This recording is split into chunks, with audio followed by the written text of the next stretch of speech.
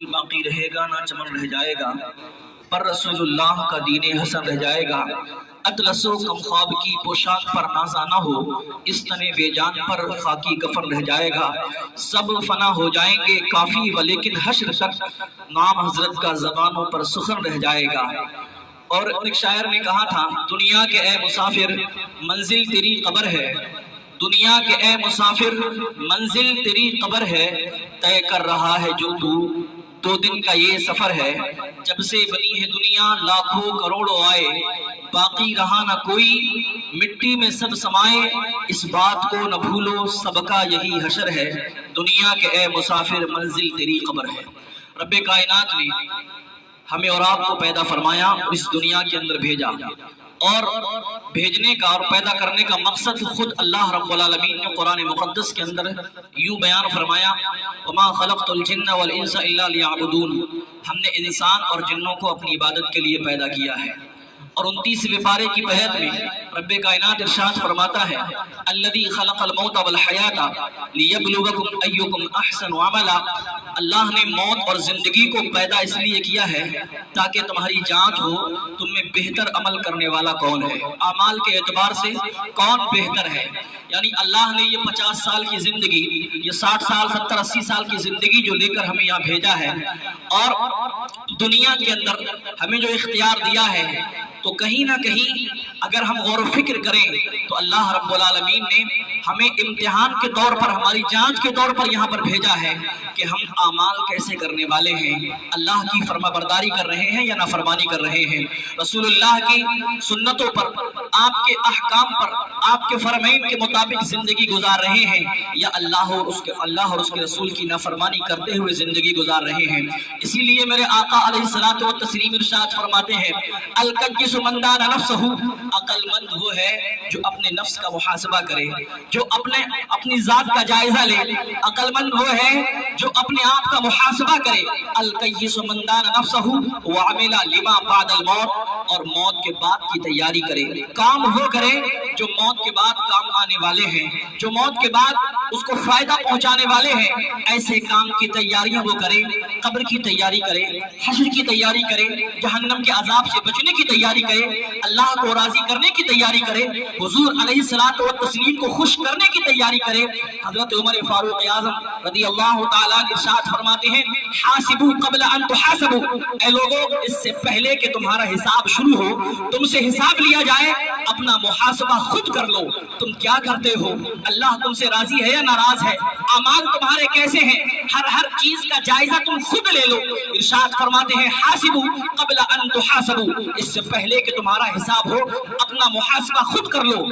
وزنوا قبل ان توزنوا، تمہارے اعمال تولے جائیں، تمہارے اعمال کا وزن کیا جائے، اپنے اعمال کا جائزہ خود لے لو، کیا کرتے ہو، کیا کھاتے ہو، کیا پیتے ہو، حلال ہے یا حرام ہے، جائز ہے یا ناجائز ہے، صحیح ہے یا غلط ہے، شریعت کے خلاف ہے یا شریعت کے مخالف ہے۔ اگر شریعت کے موافق رہ کر زندگی گزار رہے ہو، حلال کو اپنایا ہے، حرام سے اپنا دامن بچایا ہے، تو یاد رکھیں دنیا بھی کامیاب ہے اور آخرت بھی کامیاب ہے۔ اور اگر حرام میں زندگی کو اپنی فنا کیا ہے، حرام کو اپنایا ہے، حرام پیا، حرام کھایا، حرام پہنا، حرام بولا، حرام کی طرف چل کر گئے ہیں، تو یاد رکھیں مال چاہے کتنا بھی جمع کر لیں، آج ہم مال کمانے کے چکر میں حلال اور حرام کی تمیز نہیں دیکھتے ہیں، بس یہ سوچتے ہیں جیسے آئے پیسہ آ جائے، جبکہ نبی پاک صلی اللہ تعالی علیہ وسلم سورہ تکاثر کی تلاوت فرما رہے ہیں، الہاکم التکاثر حتی زرتم المقابر۔ ایک صحابی رسول حضور صلی اللہ تعالی علیہ وسلم کی بارگاہ میں آئے،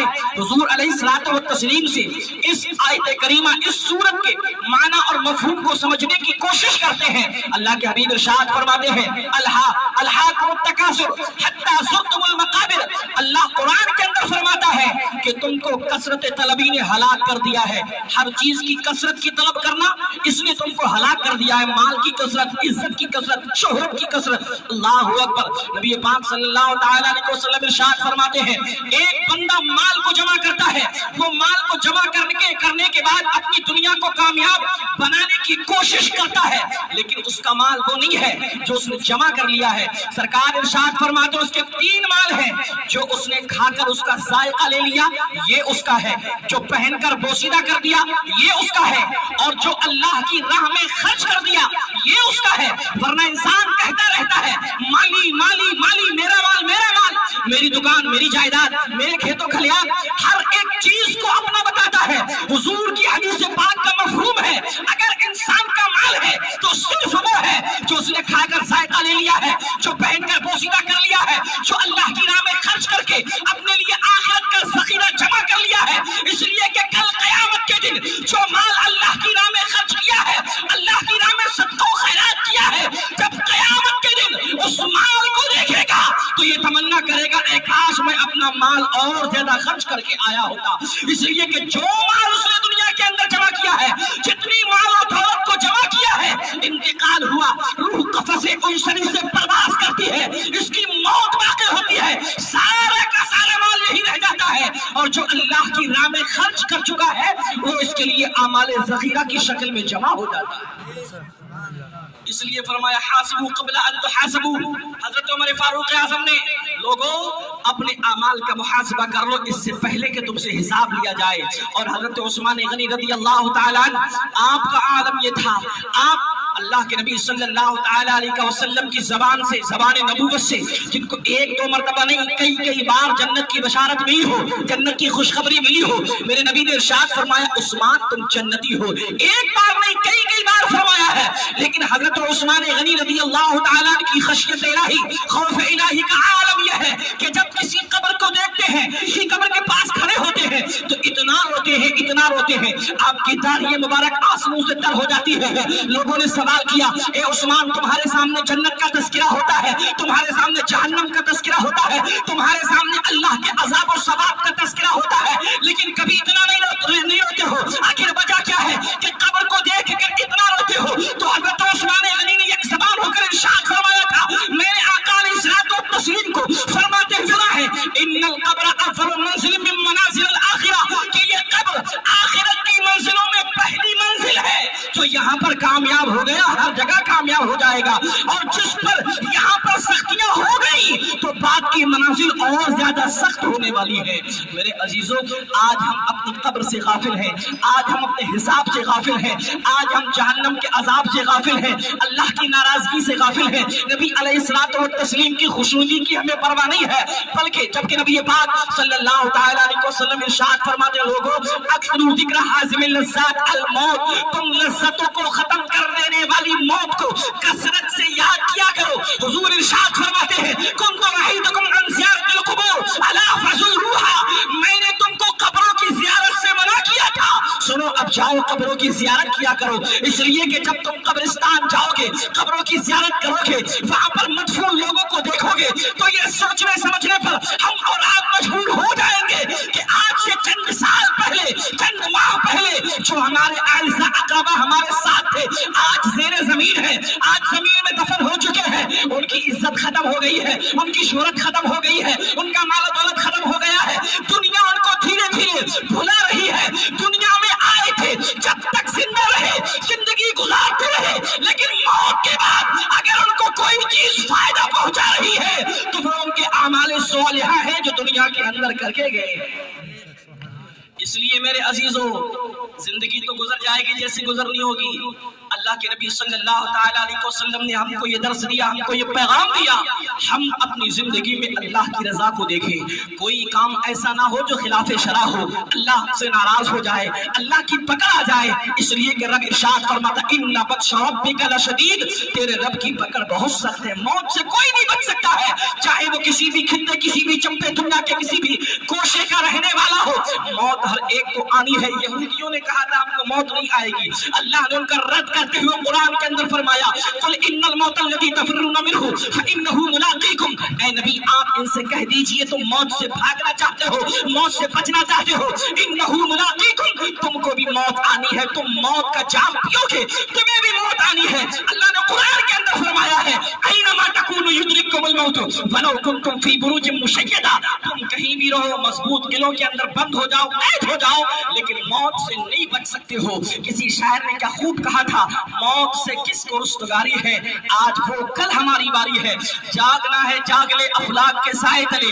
حشر تک سونا پڑے گا خاک کے سائے تلے، آگاہ اپنی موت سے کوئی بشر نہیں، سامان 100 برس کا ہے پل کی خبر نہیں۔ اس لیے میرے عزیزوں، نبی پاک صلی اللہ تعالیٰ علیہ وسلم کی محبت اپنے دل کے اندر پیدا کرو، اس لیے کہ عشق رسول کے بغیر کوئی عمل قابل قبول نہیں ہو سکتا۔ ہر عمل کی جان اگر ہے تو ایمان ہے، اور ایمان کی جان اگر ہے تو محبت مصطفیٰ ہے۔ آپ نماز اگر ایمان نہیں ہے، نماز پڑھتے ہیں نماز قابل قبول نہیں ہے، عقائد خراب ہیں آپ کے، آپ نماز پڑھیں نماز قبول نہیں ہوگی۔ اللہ کی شان میں گستاخیاں کرتے ہیں، رسول اللہ کی شان میں گستاخیاں کرتے ہیں، نماز بھی قبول نہیں ہے، روزہ بھی قبول نہیں ہے، صدقہ و خیرات بھی قبول نہیں ہے۔ آپ کو نیک عمل کرنے والے مسلمان ہی نہیں، بہت سارے غیر مسلم بھی ایسے مل جائیں گے جو اچھے کام کرنے کی کوشش کرتے ہیں، لیکن ان کے اعمال کے تعلق سے اللہ نے قرآن کے اندر فرمایا ہباء منثورا، اللہ ان کے اعمال کو ریت کے ذرات میں تبدیل کر دے گا۔ ان کے عمل کی کوئی حیثیت نہیں ہے۔ عمل کی حیثیت جب ہوگی جب عقیدہ محفوظ ہوگا، جب ایمان سلامت ہوگا،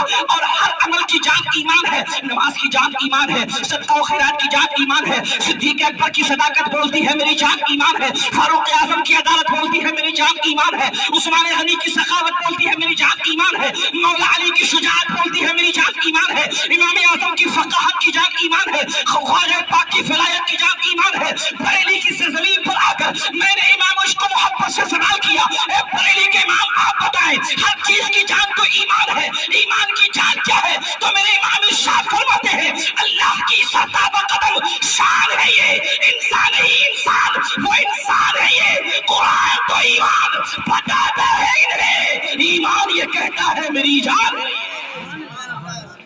ہر چیز کی جان ایمان ہے، اور ایمان کی جان محبت مصطفیٰ ہے۔ میرے آقا ارشاد فرماتے ہیں لا یؤمن احدکم حتی اکون احب الیہ من والدہ وولدہ والناس اجمعین، تم میں سے کسی کا ایمان اس وقت تک مکمل ہو ہی نہیں سکتا جب تک کہ حضور کی محبت تمہارے دل کے اندر ہر شے سے زیادہ نہ ہو جائے۔ اقبال نے جس کی ترجمانی کی ہے، محمد کی محبت دین حق کی شرط اول ہے، اسی میں ہو اگر خامی تو سب کچھ نامکمل ہے۔ کہ محمد سے وفا تو تو ہم تیرے ہیں، یہ جہاں چیز ہے کیا لوح و قلم تیرے ہے۔ حضور کی محبت کے چراغ کو اپنے دل کے اندر جلائیں، حضور کی محبت اپنے دل کے اندر پیدا کریں، اور محبت مصطفیٰ میں زندگی گزاریں، آخرت کی تیاری کریں۔ انشاءاللہ تبارک و تعالی دنیا بھی کامیاب ہوگی اور آخرت بھی کامیاب و کامران ہوگی۔ ورنہ یہ چند سالہ زندگی گزارنے کے بعد، جب 50 سال کے بعد 100 سال کے بعد آپ دنیا سے چلے جائیں گے، کوئی آپ کا نام لیوا موجود نہیں ہوگا۔ اپنے بچوں کی تربیت ایسی کریں کہ آپ کے بعد آپ کے بچے آپ کے لیے ایصال ثواب کرتے رہیں، اور حضور کی حدیث پاک پر عمل کریں۔ اذا مات الانسان انقطع عنه عمله الا من ثلاث صدقة جاریہ او ولد صالح يدعو له او علم ينتفع به او كما قال، حضور فرماتے ہیں جس مرنے والے انسان نے اپنی اولاد میں نیک بچہ چھوڑ دیا ہو، اور وہ اپنے والدین کے لیے اگر مغفرت کی دعا کرے، اللہ اس کی دعا سے اس کے والدین کی بخشش و مغفرت فرما دیتا ہے۔ عمل کریں اس پر، بچوں کو دینی تعلیم و تربیت اچھے انداز میں کریں، اور خود نمازوں کی پابندی کریں، آخرت کی تیاری کریں۔ سب سے بڑا پیغام ہر انسان کے لیے یہی ہے۔